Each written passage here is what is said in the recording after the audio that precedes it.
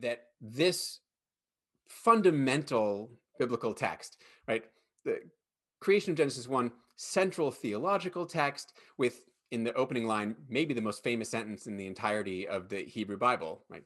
In the beginning, God created the heavens and the earth. This text that we think of and has been forever so central um, to the Bible and to its interpretation, the whole chapter is not particularly unique to the Bible. Uh, you can only imagine, after however many thousands, hundreds of years of this being such a central passage, in 1849, so again, not that long ago, in 1849, when the Mesopotamian texts began to be discovered. And this one that is on the screen now is the Mesopotamian creation myth known as Enuma Elish for its first couple of words, which translate to "when on high."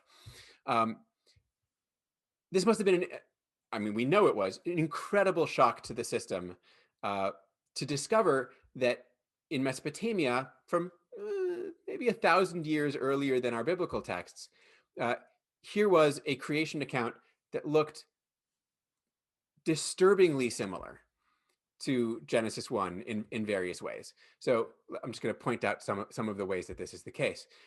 Like Genesis 1, Enuma Elish begins with this notion of the earth being a watery chaos. So Apsu is the sort of deity of the primeval waters. And Tiamat is the Mesopotamian deity of like the ocean deeps, the watery deeps. And they mingled their waters together. In the beginning, there was nothing but watery chaos, essentially, right? No cane brake was intertwined, nor thicket, right? There was no culture. There was nothing to hold anything together, just watery chaos.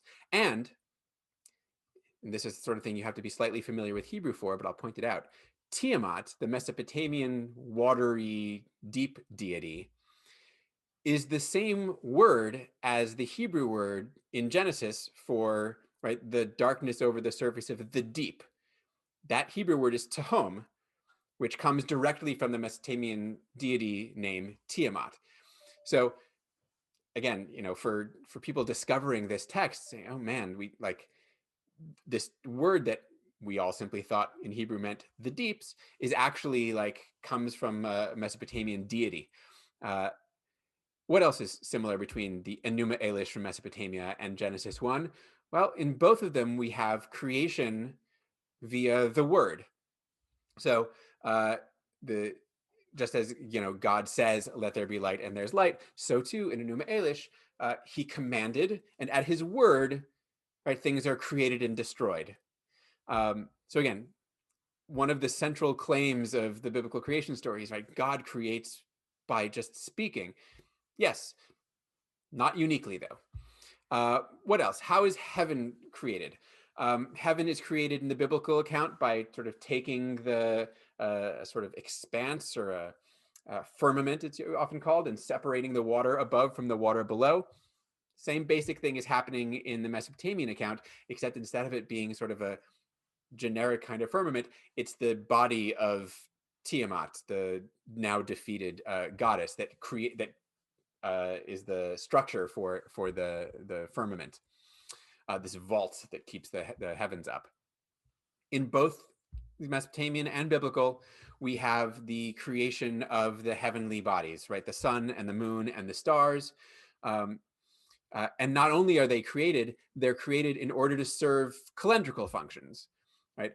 To mark the year and to set up the months, just as in Genesis, they're up there to serve as signs for the set times and the days and the years. And finally, of course, the creation of people, of humanity. God says, "Let us make man." And in Enuma Elish, it's similarly, I'm going to cause bones to be, I'm going to make a human being stand up, and we're going to call it man. I'm going to create humankind. And one more similarity. In Genesis 1, obviously very famously, God says, "Let's make man in our image, after our likeness." And in Enuma Elish, the same. the humans are supposed to be sort of like doubles of the gods. This is a brief run through of some of the similarities between these two accounts. But again, as soon as this text was discovered, it was understood there has to be a relationship of some sort between the Mesopotamian creation account and the biblical one. But how are we going to define that relationship? It's not like two authors who happen to like both witness the same event, right, and like wrote down their notes about it, right? They obviously, the relationship between these is not that they're both based in the same historical reality. This must be a cultural or a literary relationship. So is it that Israel and Mesopotamia have a common cultural heritage that's responsible for both of these creation stories? Is it that the author of the biblical account sort of had some experience in Mesopotamian culture and ideas and adopted them? Is it possible that the biblical author knew the actual text of Enuma Elish, of the Mesopotamian creation story, and copied it? To go further, is it possible that the author knew the text of the Mesopotamian account and wrote the biblical account as a sort of conscious polemic against the Mesopotamian one? So took this text, was full of many deities, and said, no, we're going to make it only one deity. And your deity that was the once the deep, I'm just going to turn into the natural phenomenon of the deeps. And I'm going to change all these things and adopting and adapting your creation story to sort of reject it and say, no, not like this, but the way we think it happened. And that polemic is a pretty common view of how these two things are related.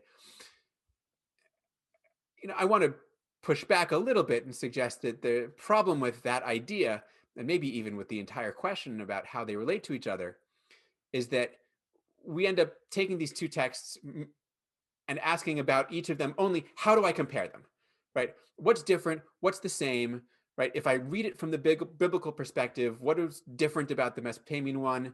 And then it becomes a whole game of just finding parallels between the two.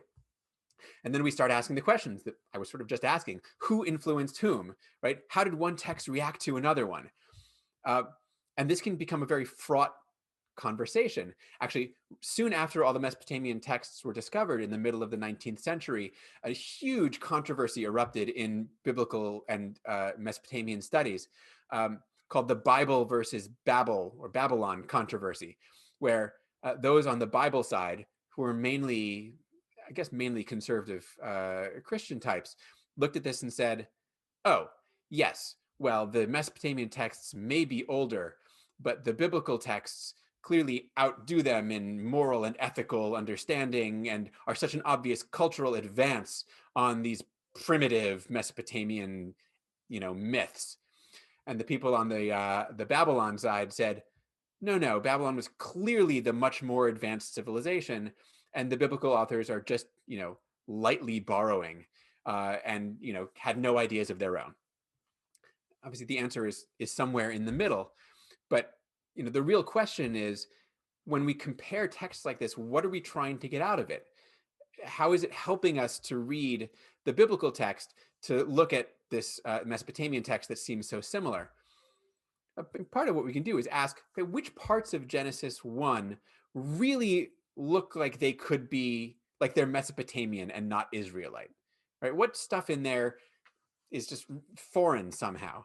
And I'm not sure that there's really anything, right? We can look at the word Tehom, the deeps, and the deity Tiamat and say, oh, I can see how there was a connection there.